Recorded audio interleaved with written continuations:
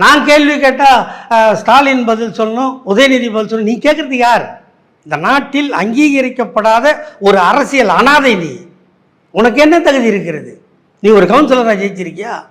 ஒரு தொகுதியில் நிற்கிற, எம்எல்ஏ தேர்தல் தொகுதி வாரியாக நிற்கிறல்ல, ஒரு தொகுதியில் நீ அந்த தொகுதியில் 2வது போய் நிற்க தெரியுதா? உனக்கு ஜெயிக்க தெரியுதா? கடந்த தேர்தல் கூட திருவட்டூரில் எங்கள் கேபி சங்கரை எடுத்து போட்டி போட்டேன். எதுக்காக நீ திருவத்தூருக்கு போன?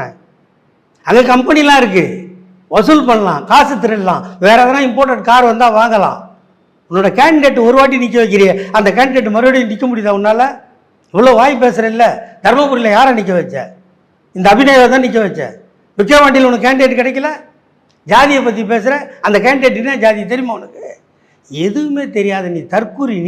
நீ வந்து கலைஞரை பேசுகிற, அதுக்கு சிவாஜி கிருஷ்ணமூர்த்தி அநாகரிகமாக பேசுகிறாரா? என்னை பேசுபவர்கள் நான் திருப்பி பேசுகிறேன், அதில் வார்த்தை தடுமாற்றம் இருந்தால் அதுக்காக மன்னிப்பு கேட்கவும் தயங்க மாட்டேன். ஆனால் நீ வந்து ஒரு வன்முறையை தூண்டுற. இந்த கட்சியில் உன் கட்சி தொண்டன் பேசியிருக்கான், வழக்கு போட்டிருக்காங்க, கேட்டால் நான் பேசுவேன், என்ன தொட்டு பாருன்னு கேட்குறேன்.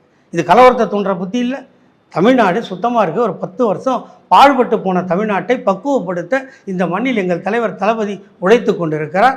அதற்கு துணையாக எங்கள் அண்ணன் உதயநிதி பாடுபட்டு கொண்டு இருக்கிறோம். உனக்கு பதில் சொல்கிறதா எங்கள் வேலை? நீ யார்? முதல்ல நாட்டில் ஒரு கவுன்சிலர் ஜெய், அப்புறம் உனக்கு பதில் சொல்கிறோம். இதே பதிலை தான் நான் அண்ணாமலைக்கும் சொல்லியிருக்கேன்.